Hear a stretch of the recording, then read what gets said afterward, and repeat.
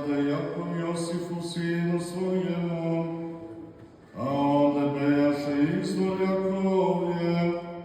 Isus pak umorano puta seđaše tako na izvoru, beše oko 6. časa, dođe žene Samarije da zahvati vode, reče joj Isus, daj mi da pijem, jer učenici njegovi bejak otišli u grad da kupe hrane.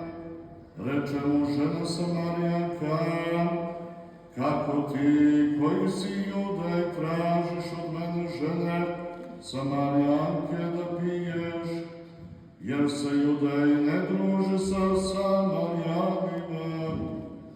Odgovori Isus i reče joj, kad bi ti znala dar Božiji i ko je taj koji ti govori, daj mi da pijem, ti bi tražila od njega i dao bi ti vodu živu.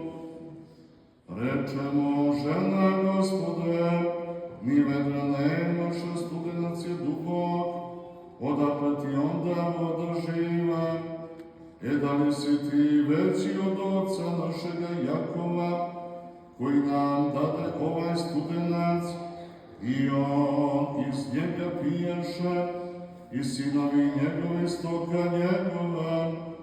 Odgovori Isus i reče joj, svaki koji pije od ove vode, opet će ožedneti, a koji pije od vode